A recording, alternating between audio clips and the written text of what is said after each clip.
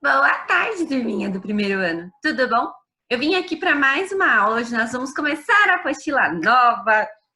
Estava ansiosa para esse momento. A última apostila do ano.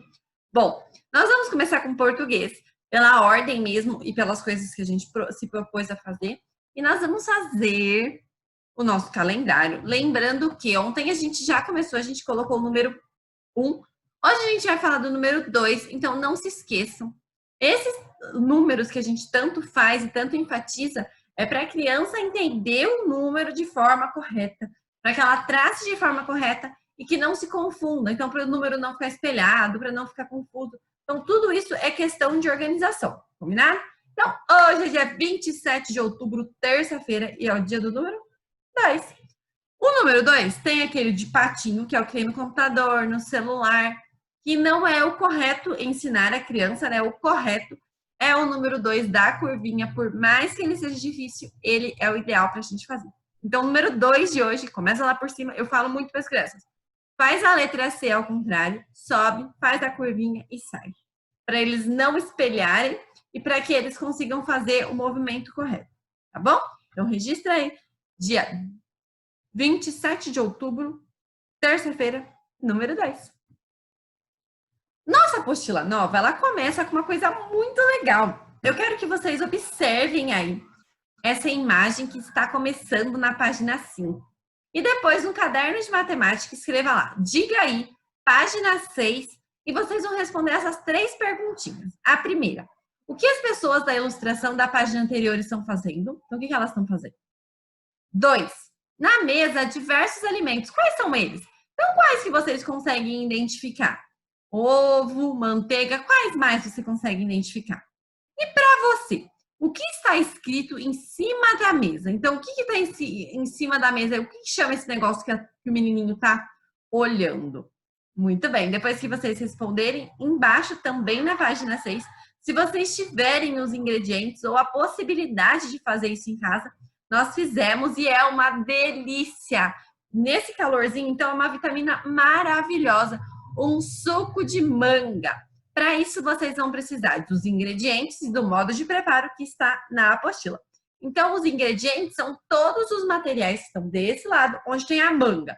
Então, onde tem ingrediente é onde tem a manguinha. Então, todos os processos que a gente vai precisar para fazer esse suco de manga está ingredientes desse lado, modo de preparo do outro lado. Desse lado, a gente tem 2 mangas sem caroço. Então, descasca, tira a manga, joga o caroço fora.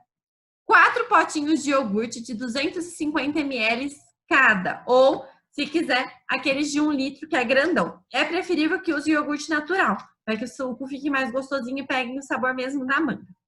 Meio litro de água e 7 colheres de açúcar. Se vocês quiserem e não tiverem em casa, ou preferirem, tem a opção de você colocar o gelo. Nós não fizemos com gelo, nós colocamos na geladeira e ficou uma delícia, igualzinho.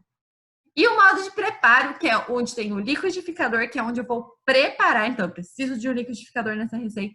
O modo de preparo nos ensina a fazer essa culinária e todas as outras, né? Então, o modo de preparo nos ajuda no passo a passo. Então, o primeiro passo, bata as mangas, o iogurte, a água, o açúcar e o gelo no liquidificador por cerca de 8 minutos, ou até garantir a consistência desejada. Sirva gelado. Como eu disse, pode deixar na geladeira e ele fica muito gostoso. Então, se vocês puderem e tiverem a disponibilidade de fazer esse suco com as crianças, seria muito interessante. Bom, eu trouxe aqui algumas formas de medida. Bom, eu trouxe que vocês têm, ali a gente tinha colher, que era a colher de sopa, e ml. Então, ml é a abreviatura de mililitros. Então, ela é como a gente começa a medir os litros. Então, tudo que for líquido são medidos em mililitros. Então, os mililitros também são uma forma de medida. E como que eu meço os mililitros? Ou por copo, então tem a opção copo de requeijão, que é aquele copo tradicional que a gente tem em casa, ou o copo americano, que é aquele menorzinho que a gente costuma tomar café. E também tem as opções de, dá para medir no líquido, a xícara de chá e a xícara de café. A de chá é um pouquinho mais gordinha e maior, e a de café é mais pequenininha, amassadinha e menorzinha. E também as medidas de pó, que a gente mede com colher, igual está indicando lá no açúcar. Então tem a colher grandona, que é a de sopa, que a gente vai usar para a nossa receita. A colher de sobremesa, que é a de cima, que é um pouco menor do que a de sopa. A de cima, que é a de chá. E a última, que é de café, que é a menorzinha.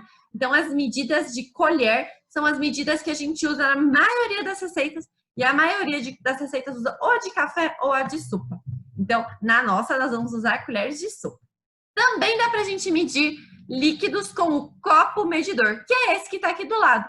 O copo medidor ele tem a medida em ml e em litros, então tem copos maiores, copos menores, e dá para a gente fazer as medidas de líquido. Tem copo medidor que mede açúcar, mede sal, mede farinha, mas esse específico é só para medidas de litros. Tem também, para as pessoas que são trabalhadas na coisa de cozinha, de culinária, as opções prontas. Então, se você não tem a colher certinha na sua casa ou o copo específico, vocês têm as medidas desses que dá para comprar pronto. Então, a xícara medidora, que são potinhos, e já vem com o tamanho de todas as xícaras. Então, tem xícara de 1/4, 1/3, meio e uma xícara, que é a opção que a gente pode. Eu tenho a xícara, eu ponho no meio, menos do meio, e é mais difícil, ou esses que já vem pronto. Então, eu tenho certeza que aqui tem uma xícara, aqui tem 1/4, aqui tem 1/3. Então, é a forma correta de medir e para que a sua receita não dê errado mesmo, porque a medida tá certinho. E também a de colher, que são essas colherzinhas que vêm todas essas medidas que tem o padrão, né, de colher em casa, mas que já vem padrãozinho para você guardar aí na sua gaveta. Então, donas de casa ou cozinheiros de plantão, vocês têm que ter esses medidores que são muito importantes para as receitas. Porque é difícil a gente saber qual que é a colher de sopa, qual que é a colher de chá, qual que é a de sobremesa, porque é tudo bem tão parecido, né? Mas é muito interessante saber que a gente tem esse vasto número de medidas, né, que a gente pode disponibilizar. Então, crianças, olha quantas formas de medir. Medir líquido, medir pó, medir quantidade, tem até as balanças que medem as gramas, então tem muitas formas de medida. Na página 7 da nossa apostila, nós vamos responder um pouquinho sobre a nossa receita. Se você não tiver feito, você também vai conseguir responder. Exercício 2. Quantos potinhos de iogurte são necessários para fazer o suco? Então, nessa receita, quantos que a gente estava recomendando para fazer? E as mangas? Quantas mangas foram necessárias para fazer esse suco? 4. No preparo da receita, são necessários 7 colheres de açúcar. 7 colheres de sopa, a maior zona. Relacione o tamanho das colheres com seus nomes. Então, aqui eu dei uma ajudinha nos tamanhos. Qual que é a colher de sopa? Vamos por eliminação. É a maior. A colher de café é a menor. Então, nos sobrou a de sobremesa e a de chá. A de chá a gente toma depois do café? Então, é logo depois do café. E por último, a do meio é a de sobremesa. Então, vocês vão ligar. E dessas 4 colheres, qual nós usamos para fazer a medida do nosso suco? Ou qual que a gente usou lá para colocar o açúcar? 7 colheres do que de açúcar? E depois, na página, tem o exercício 5. Meio litro de água é o mesmo que 1 litro de água? Ou a metade de 1 litro de água?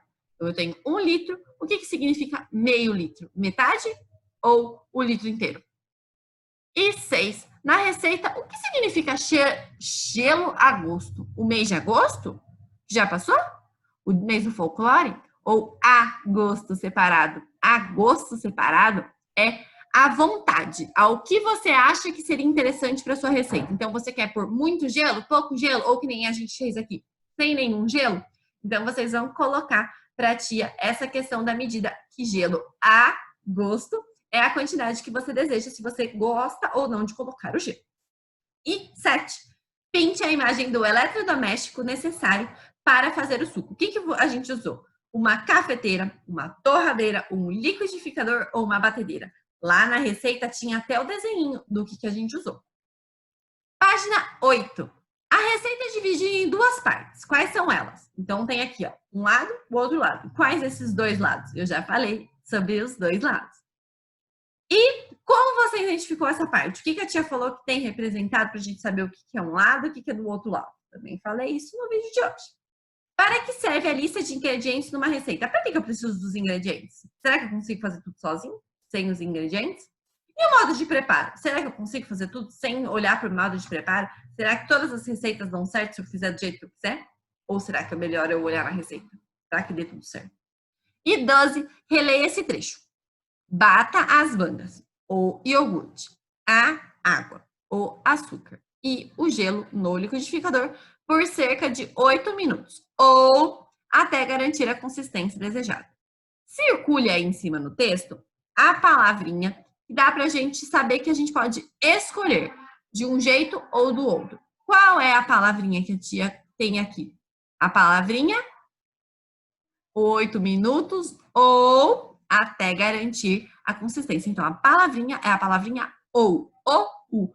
Onde está o u? Pertinho dos 8 minutos. Procura aí. E B, o trecho até garantir a consistência desejada pode ser substituído por até o suco ficar cremoso ou até o suco ficar do jeitinho que você gosta. Então, faz um X aí para ti. E a atividade de registro de hoje é uma atividade que fica no caderno de matemática, mas eu já mandei no drive-thru, que é de sequência visual. Já fizemos várias delas, mas elas estão ficando mais difíceis. Eu imprimi várias para mandar para casa e estou com várias para imprimir, porque vai piorar. Sim, vai piorar. A tia vai fazer muito mais, porque a gente precisa e é muito interessante. Bom, então comece pela parte maior do arco-íris, até chegar na menor. Observe as cores. Então, tem uma sequência: vermelho, amarelo, azul, rosa, laranja. E a próxima? Roxo, azul, amarelo, laranja, verde. E a próxima? E a próxima? E a próxima? E a próxima? Vocês conseguem fazer sozinhos. Copiem a ordem de cada e pintem com capricho. Não se esqueçam, nome completo e data de hoje. Espero que vocês tenham gostado da nossa aula de hoje. A gente ter começado a nossa apostila nova, tô tão empolgada. Então, até amanhã. Uma beijoca de pipoca. Tchau, primeiro ano!